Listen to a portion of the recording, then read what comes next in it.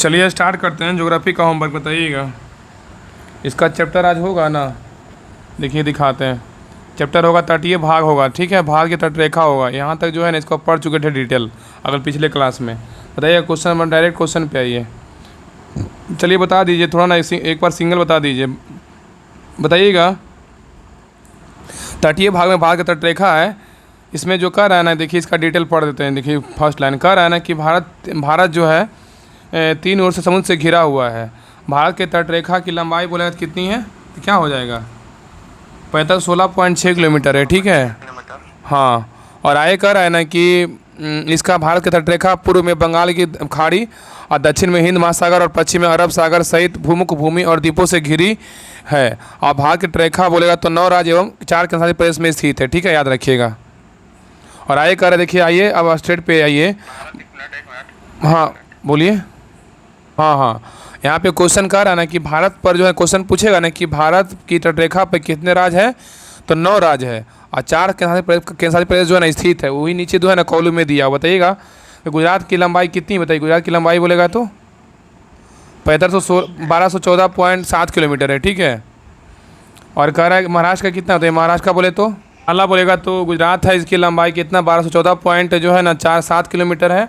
और महाराष्ट्र का बोलेगा तो टोटल 9 राज्य था ना, तो गुजरात महाराष्ट्र का बोलेगा कितना है 652.6 किलोमीटर है, ठीक है। और गोवा का बोलेगा कितना, गोवा का तो 101 किलोमीटर है, ठीक है, लंबाई है।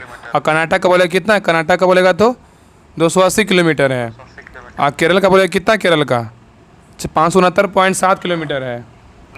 और तमिलनाडु का बोलेगा कितना है 906.9 किलोमीटर है। और आंध्र प्रदेश का बोलेगा तो 973.7 किलोमीटर है, ठीक है। तो याद रखिएगा कि भारत के तटरेखा पे पूछेगा कितना राज्य, मतलब अथी है तटरेखा पर, तो क्या है 9 राज्य है। और यूटी कितना है तो 4 यूटी है, ठीक है। आगे देखिए, आगे भी दिया हुआ है। बताया कि उड़ीसा का कितना है, उड़ीसा का लंबाई बोलेगा तो 476.4। पश्चिम वाला क्या कितना होता है, पश्चिम वाले बोले तो 157.5 है। और दादरा नगर हवेली तथा दमन द्वीप का बोलेगा तो कितना होता है 42.5 है। और लक्षद्वीप का बोलेगा तो कितना होता है, लक्षद्वीप का 132। और पुडुचेरी का 47.6 किलोमीटर। अंडमान निकोबार द्वीप समूह का बोलेगा कितना है 1962 है। अगर टोटल लंबाई बोलेगा कितना है 4516.6 किलोमीटर है, ठीक है। इसका स्रोत जो है ना, इसका स्रोत जो है गृह मंत्रालय, भारत सरकार एवं केंद्रीय जल आयोग से लिया गया है। देखिए आगे देखिए, इसका पढ़ देते। देखिए कह रहा है ना कि 26 जनवरी 2020 से दमन और दीव तथा दादर नगर हवेली का विलय करके एक केंद्रशासित प्रदेश दादर नगर हवेली तथा दमन द्वीप कर दिया गया। भारत की मुख्य भूमि से लगे कुल तट की लंबाई बोलेगा कितना है 5422.6 किलोमीटर है, ठीक है।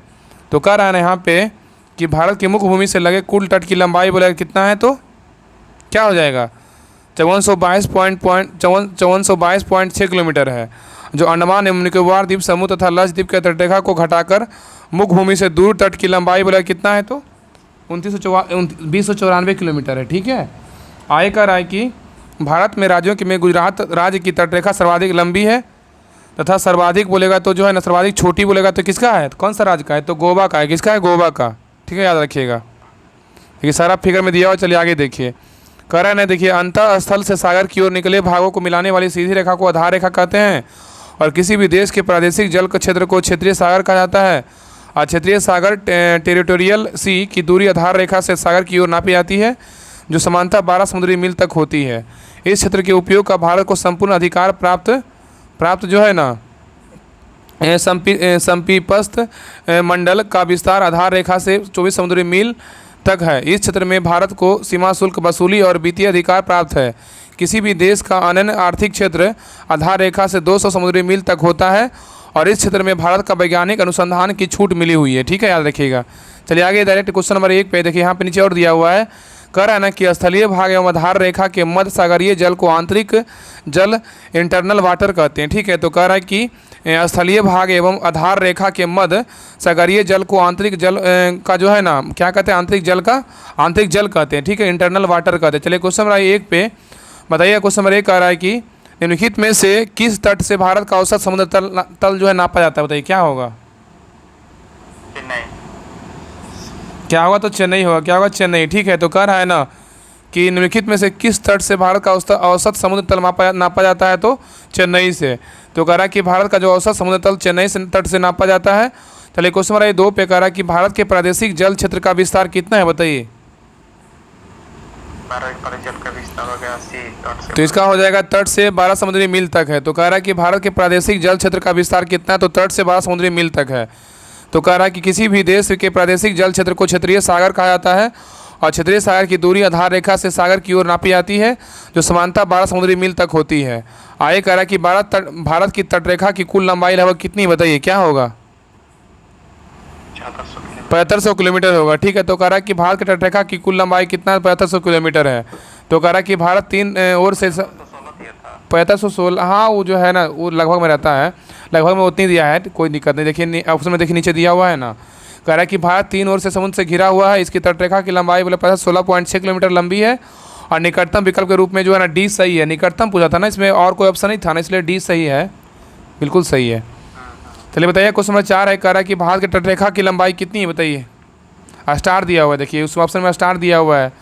देखिए इसमें ऑप्शन में जो भी आंसर अपना अनुसार, जो बीपीएससी एग्जाम लिया तो बीपीएससी अपने अनुसार लेगा आंसर, जो भी मैक्सिमम रहेगा वही आंसर होगा। ऐसे ऑप्शन में छाटिएगा तो डायरेक्ट आंसर क्या होगा? 6200 किलोमीटर हो जाएगा यहाँ, लेकिन स्टार दे दिया है। हाँ, तो चलिए क्वेश्चन नंबर 5 पे करा, भारत के निम्नलिखित राज्यों में से किसकी तटरेखा सबसे लंबी है? बताइए क्या होगा? क्या? गुजरात। तो कह रहा है कि भारत के निम्नलिखित राज्यों में से किसकी तटरेखा सबसे लंबी है? तो गुजरात का है। तो कह रहा है ना कि भारत की तटरेखा की कुल लंबाई 16.6 किलोमीटर है और भारत की तटरेखा पर कुल 9 राज्य एवं 4 केंद्रशासित प्रदेश स्थित है। इन राज्यों में सबसे अधिक तटरेखा की लंबाई गुजरात राज्य की है और विकल्प में दिए गए राज्यों की तटरेखा की लंबाई इस प्रकार है। देखिए पहला कह रहा है ना, गुजरात का तटरेखा की लंबाई बोले 1214.7 किलोमीटर है और महाराष्ट्र का बोले कितना है? 652.6 किलोमीटर है। आंध्र प्रदेश का बोलेगा तो 973.7 किलोमीटर है और केरल का बोलेगा तो 569.7 किलोमीटर है। चलिए क्वेश्चन नंबर 6 पे कह रहा है कि भारत के किस राज्य का समुद्री तट सबसे अधिक लंबा है? बताइए क्या होगा? सबको पता है गुजरात का है। अगर भारत में पूछा है तो गुजरात का हो जाएगा, लेकिन विश्व में पूछा है तो किसका हो जाएगा? कनाडा का। चलिए क्वेश्चन नंबर 7 पे कह रहा है निम्नलिखित में से भारत का कौन सा राज्य सर्वाधिक लंबी तटरेखा वाला राज्य है? बताइए। गुजरात है। क्या है? गुजरात। यही घटना का जो है ना खासियत है, क्वेश्चन को जो है ना 2 से 3 बार बना क्वेश्चन जो है ना जिस प्रकार को एग्जाम में पूछता है उस अनुसार इस बुक में दिया रहता है। यही घटना का फ़ायदा है पढ़ने से कि आपको एक क्वेश्चन जो है ना आपको 5 जगह देखने को मिलेगा, इसलिए अच्छे से इस बुक को पढ़ना है और सारे को कंप्लीट करना है। तो बताइए कि भारत में कितने राज्य तटरेखा से लगे हुए? बताइए क्या होगा? अभी पढ़े थे 9 राज्य है ना, 9 राज्य टोटल है और 4 को यूटी लगा हुआ है। ठीक है, हाँ देखिए कह रहा है। चलिए क्वेश्चन नंबर 9 पे कह रहा है कि प्राचीन भारतीय ऐतिहासिक भूगोल में रत्नाकर नाम सूचक है, किसका है? बताइए। हिंद महासागर का है। किसका? हिंद महासागर का है। देखिए कह रहा है ना कि प्राचीन ऐतिहासिक भूगोल में रत्नाकर नाम सूचक किसका है? तो हिंद महासागर का है। आगे कह रहा है कि प्राचीन भारतीय ऐतिहासिक साक्ष्यों में हिंद महासागर को रत्नाकर से सम्मानित किया गया है। इस आधार पर अभिष्ट उत्तल जो है ना सी होगा। चलिए क्वेश्चन नंबर 10 पे कह रहा है सर्वाधिक तटीय प्रदन होता है। बताइए किससे होता है? किससे होता है? लहरों से होता है। तो सर्वाधिक तटीय प्रदन होता है किससे? लहरों से होता है। तो तटीय प्रदन में समुद्री लहरों, ज्वारभाटा धाराओं, सुनामी लहरों तथा मानवीय क्रियाकलापों आदि की प्रमुख भूमिका होती है। इनमें से सर्वाधिक तटीय प्रदन लहरों द्वारा होता है। चलिए देखिए अगला चैप्टर पूर्वी एवं पश्चिमी तट है। ठीक है, इसके बारे में दिया हुआ है। चलिए आगे देखिए, इसका डिटेल आप लोग पढ़ लीजिएगा। पीडीएफ दिया रहता है ये, आप लोग पढ़ लीजिएगा। ठीक है, पीडीएफ डिटेल पढ़ने से एक बार थोड़ा रिकॉल हो जाएगा। चलिए डायरेक्ट क्वेश्चन पे आइए। देखिए क्वेश्चन नंबर 1 कह रहा है इसमें देखिए क्वेश्चन को ध्यानपूर्वक देखिएगा। कह रहा है कि भारतवर्ष के पश्चिम तटीय निम्नांकित शहरों पर विचार कीजिए। कह रहा है उत्तर से दक्षिण इन नगरों में सही क्रम क्या होगा? बताइए क्या होगा? हो जाएगा पहला जंजीरा, फिर हो जाएगा सिंधु दुर्ग, फिर हो जाएगा कनूर, फिर हो जाएगा नागरकोइल। तो यहाँ पे क्वेश्चन में कह रहा था ना कि भारतवर्ष के पश्चिमी तटीय निम्नांकित शहरों में विचार कीजिए। इसमें कह रहा उत्तर से दक्षिण इन नगरों का सही क्रम क्या होगा? तो इन नगरों का जो सही क्रम होगा ना, पहला हो जाएगा जंजीरा, उसके बाद हो जाएगा सिंधु दुर्ग, उसके बाद हो जाएगा क्या हो जाएगा कन्नूर, उसके बाद क्या होगा नागरकोइल हो जाएगा। तो कह रहा है ना कि पश्चिमी तट पर स्थित उपयुक्त नगरों में से उत्तर से दक्षिण सही क्रम बोले इस प्रकार है। जंजीरा बोलेगा तो महाराष्ट्र के रायगढ़ जिले में है। जंजीरा कहाँ है? तो महाराष्ट्र के रायगढ़ जिले में है। ठीक है, और सिंधु दुर्ग बोलेगा तो कहाँ है? तो महाराष्ट्र के सिंधुदुर्ग जिले में है, ठीक है, याद रखिएगा। और आगे कह रहा है कन्नूर कहाँ है, तो केरल के कन्नूर जिले में है। और नागरकोइल बोलेगा तो कहाँ है, तमिलनाडु के राज्य के कन्याकुमारी जिले में है।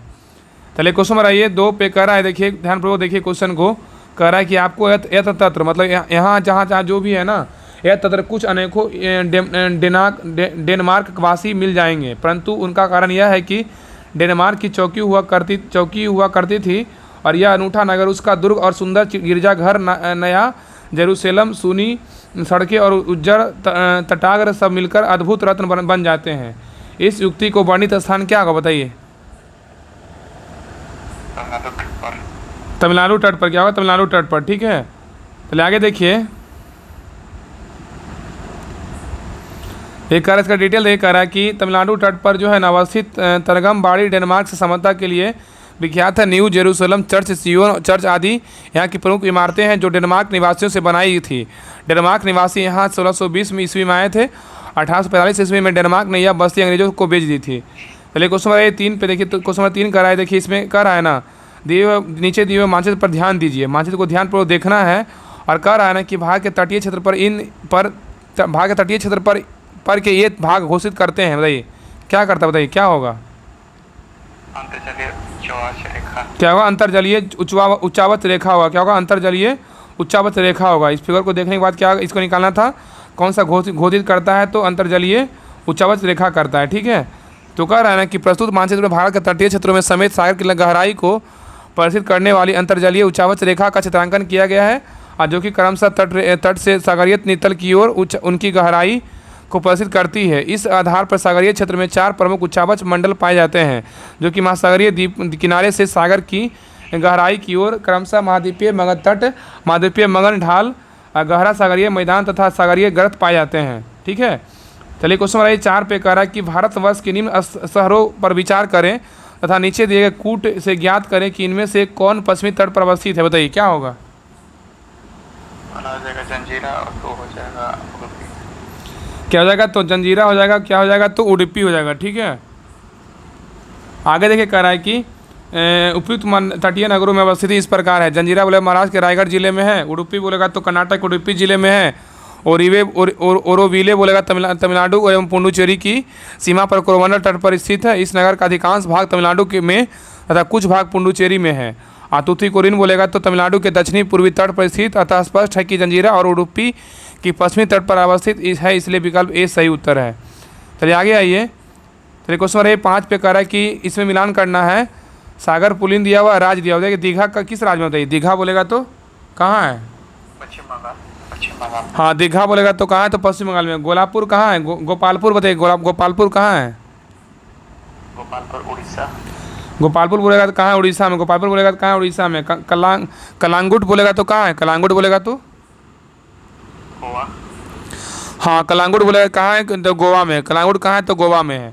और मरीना बोलेगा तो कहाँ है? मरीना तमिलनाडु। देखिए कह रहा है ना कि दीघा बोलेगा तो पश्चिम बंगाल, गोलापुर बोलेगा तो गोपालपुर बोलेगा तो उड़ीसा, कलांगुट बोलेगा तो गोवा, मरीना बोलेगा तमिलनाडु। चलिए क्वेश्चन नंबर 6 पर कह रहा है कि तमिलनाडु व आंध्र प्रदेश के तट का नाम क्या है, बताइए? कोरोमंडल। क्या है? कोरोमंडल है। क्या है? तमिलनाडु व आंध्र प्रदेश के तट का नाम क्या है? कोरोमंडल है। कोरोमंडल तट का विस्तार भारत के दक्षिणी प्रायद्वीपीय के दक्षिण पूर्व में आंध्र प्रदेश के फाल्स डीबी बिंदु कृष्णा डेल्टा के पास से तमिलनाडु के केप कॉमेरिन कन्याकुमारी तक है। चलिए क्वेश्चन नंबर 7 पे कह रहा है तमिलनाडु का समुद्र तट कहलाता है, क्या कहलाता है बताइए? कोरोमंडल। कोरोमंडल तट कहलाता है। क्या कहलाता है? कोरोमंडल तट कहलाता है, ठीक है। तो कह रहा है कि तमिलनाडु का समुद्र तट कहलाता है, तो कोरोमंडल तट कहलाता है। आगे कह रहा है कि भारत के निम्नलिखित तटों में से कौन कृष्णा डेल्टा एवं केप कोमरिन के मध्य स्थित है, बताइए क्या होगा? कोरोमंडल तट। क्या? कोरोमंडल तट। तो कह रहा है कि भारत के निम्नलिखित तटों में से कौन कृष्णा डेल्टा एवं केप कोमरिन के मध्य स्थित है, तो कोरोमंडल तट है। आगे कह रहा है, देखिए चलिए नेक्स्ट क्वेश्चन पे ये कह रहा है, देखिए इसमें आगे देखिए, चलिए क्वेश्चन 9 पे कह रहा है निम्नलिखित में से किसे केप कोमरिन के नाम से जानते हैं, बताइए किसको जानते हैं? केप कोमरिन के नाम से कन्याकुमारी को जानते हैं। कह रहा है निम्नलिखित में से किसे केप कोमरिन के नाम से जानते हैं? कन्याकुमारी को। चलिए क्वेश्चन 10 पे कह रहा है कि भारत के पश्चिमी तटीय मैदान के उत्तरी भाग को जिस अन्य नाम से जाना जाता है वह है, क्या है? कोकन है। क्या है? कोकन। तो कह रहा है कि भारत के पश्चिमी तटीय मैदान के उत्तरी भाग को जिस अन्य नाम से जानते हैं उसे क्या कहते हैं? कोकन कहते हैं। तो कह रहा है कि भारत का पश्चिमी तटीय मैदान संकीर्ण है। इसके उत्तरी भाग को कोंकण तथा दक्षिणी भाग को मालाबार तट कहते हैं, जबकि पूर्वी तटीय मैदान के उत्तरी भाग को उत्तरी सरकार तट एवं दक्षिणी भाग को कोरोमंडल तट कहा जाता है। चलिए क्वेश्चन नंबर 11 पे कह रहा निम्नलिखित में से कौन सा एक समुद्र स्तर में पूर्णावर्ती गिरावट का सर्वोत्तम उदाहरण है जिससे वर्तमान समय की सुविस्तृत कच्छा भूमि उत्पन्न हुई, बताइए क्या होगा। तो कच्छ का रण, क्या है कच्छ का रण। कह रहा निम्नलिखित में से कौन सा एक समुद्र स्तर में पूर्णावर्ती गिरावट का सर्वोत्तम उदाहरण है जिससे वर्तमान समय की सुविस्तृत कच्छा भूमि उत्पन्न हुई है। तो कच्छ का रण।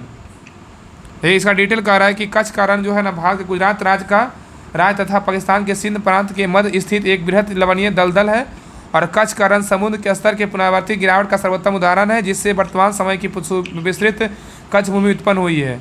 आगे देखिए 10वां पॉइंट क्या है, तो द्वीप समूह है। इसमें एक ए नंबर में दिया हुआ पॉइंट में बंगाल की खाड़ी द्वीप समूह दिया हुआ है, ठीक है। इसका नोट्स देख लीजिएगा, आगे डायरेक्ट क्वेश्चन पे आते हैं। चलिए क्वेश्चन बनाइए, देखिए 1 पे। चलिए बताइए यहाँ पे बॉक्स बताइए, बॉक्स जो है ना बहुत इंपॉर्टेंट है, बताइएगा। कह रहा है ना कि महत्वपूर्ण जल संधियाँ स्टेट चैनल है, बताइए कि 8 डिग्री चैनल जो है ना किसके बीच अवस्थित, बताइए 8 डिग्री चैनल क्या हो जाएगा। हाँ, मिनी क्वाय और मालदीव के बीच जो है ना 8 डिग्री चैनल है। अगर क्वेश्चन पूछेगा कि मिनी क्वाय और मालदीव के बीच कितने डिग्री चैनल है, तो 8 डिग्री चैनल है। बताइएगा कि 9 डिग्री चैनल किसके मध्य है, बताइए 9 डिग्री चैनल मिनी क्वाय और लक्षद्वीप के अन्य द्वीपों के मध्य जो कौन सा डिग्री चैनल है, तो 9 डिग्री चैनल है, ठीक है, याद रखिएगा। तो मिनी क्वाय और लक्षद्वीप के अन्य द्वीपों के मध्य कितना डिग्री चैनल है, तो 9 डिग्री चैनल है। बताइए कि 10 डिग्री चैनल किसके मध्य है, बताइए 10 डिग्री चैनल लघु अंडमान व कार निकोबार के मध्य, अंडमान द्वीप समूह एवं निकोबार द्वीप समूह के मध्य।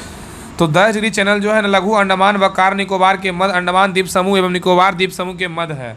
बताइए डक्कन पैसेज कहाँ है, बताइए किसके मध्य। डक्कन पैसेज बोलेगा तो क्या हो जाएगा, डक्कन पैसेज लघु अंडमान दक्षिण अंडमान के मध्य है, ठीक है। अगर क्वेश्चन पूछेगा कि लघु अंडमान व दक्षिण अंडमान के मध्य कौन सा पैथी है स्थित है, तो डक्कन पैसेज स्थित है, डक्कन पैसेज, ठीक है।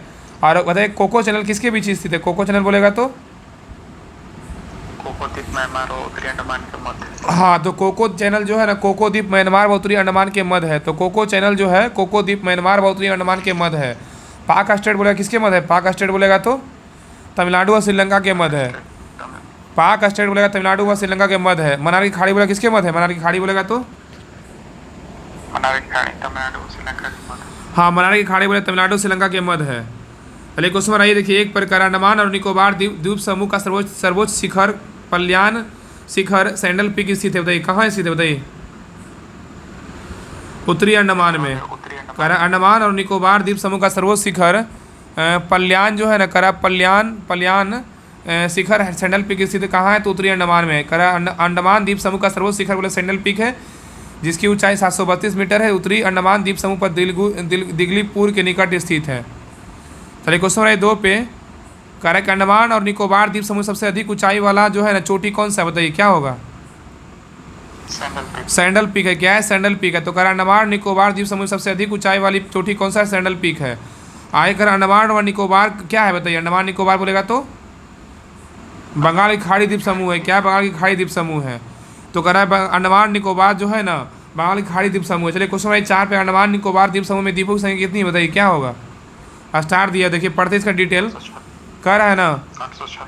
हाँ, कह रहा है कि अंडमान निकोबार द्वीप समूह में जो है ना द्वीपों की संख्या बोलेगा कुल संख्या कितनी है, तो 836। कुल संख्या बोलेगा कितना, तो 836 है, जिसमें लगभग 22 द्वीप निकोबार द्वीप समूह में है। अंडमान निकोबार द्वीप समूह में द्वीपों की संख्या बोलेगा तो 572 है, ठीक है। तो अंडमान निकोबार द्वीप में पूछा था तो 572 हो जाएगा, इसलिए ऑप्शन में क्या इनमें से कोई नहीं होगा। चलिए क्वेश्चन 5 पे करा 10 डिग्री चैनल पृथक करता है, बताइए किसको करता है।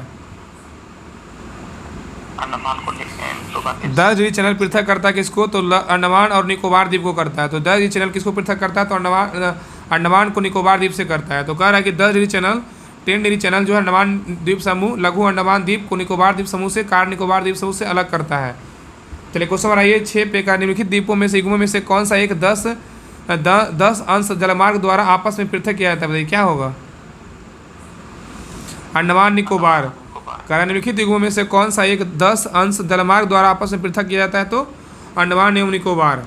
चलिए आगे आइए, कह रहा है क्वेश्चन 7 पे कह रहा है निम्नलिखित में से किस द्वीप को 10 डिग्री चैनल अलग करता है, बताइए क्या होगा।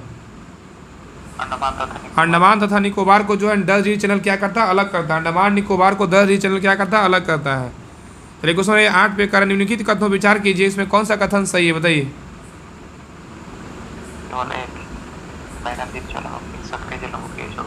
केवल क्या है, एक सही है। तो बैरनद्वीप ज्वालामुखी एक सक्रिय ज्वालामुखी है जो भारतीय राज्य क्षेत्र में स्थित है, बिल्कुल क्या है, सही है। केवल एक इसमें सही है। तो बैरनद्वीप ज्वालामुखी एक सक्रिय ज्वालामुखी है जो भारतीय राज्य क्षेत्र में स्थित है। इसका सही उत्तर क्या होगा, ऑप्शन नंबर ए केवल एक हो जाएगा। ठीक है, एक कह रहा है ना कि बैरनद्वीप बंगाल की खाड़ी के अंडमान सागर में पोर्ट ब्लेयर से लगभग 135 किलोमीटर दूर उत्तर पूर्व में स्थित है और यह भारत का एकमात्र सक्रिय ज्वालामुखी है। अतः कथन एक क्या है, तो सही है। और बैरनद्वीप ग्रेट निकोबार के उत्तर में 500 किलोमीटर के अधिक दूर है। अतः कथन 2 क्या है, सत्य है। यहाँ पे क्या होगा, बैरनद्वीप ग्रेट निकोबार के उत्तर में 500 किलोमीटर से अधिक दूर है। ठीक है, याद रखिएगा। यहाँ पे क्या होगा, 500, यहाँ पे क्या होगा, तो 500 किलोमीटर होगा। यहाँ पे क्वेश्चन में क्या था, ऑप्शन में 140 किलोमीटर दूर है, इसलिए गलत था। आगे कह रहा कि बैरनद्वीप में प्रथम अभिलिखित रिकॉर्डेड ज्वालामुखी उद्गार 1787 में दर्ज किया गया था। इसके पश्चात अब तक कई बार जैसे वर्ष 1795, 1803 से 4, 1852, 1991, 1994, 95, 2000, 2005 से 6, 18 से 22 और 2023 में पुनः उद्गार दर्ज किया गया है। अतः कथन 3 गलत है, इस प्रकार विकल्प ए सही है। चलिए क्वेश्चन नंबर 9 पे कह रहा है बैरनद्वीप अवस्थित है, बताइए किस में है, कहाँ स्थित है बैरनद्वीप। बंगाल की खाड़ी में कहाँ है, तो बैरनद्वीप बंगाल की खाड़ी में अवस्थित है। नेक्स्ट बताइए कि भारत के किस द्वीप का उद्गम ज्वालामुखी है, बताइए क्या होगा। इसका हो जाएगा आपका बैरनद्वीप हो जाएगा। क्या हो जाएगा, तो बैरनद्वीप। कह रहा है भारत के किस द्वीप का उद्गम ज्वालामुखी है, तो बैरनद्वीप है। चलिए क्वेश्चन आइए 11 पे करा निम्नलिखित में से कौन भारत के में ज्वालामुखी द्वीप है, बताइए क्या होगा। बैरनद्वीप है। करा निम्नलिखित में से जो है ना कौन भारत में ज्वालामुखी द्वीप है, तो बैरनद्वीप है। नेक्स्ट कह रहा है कि श्रीहरिकोटा द्वीप कहाँ अवस्थित है, श्रीहरिकोटा द्वीप अवस्थित है पुलिकट झील के समीप है।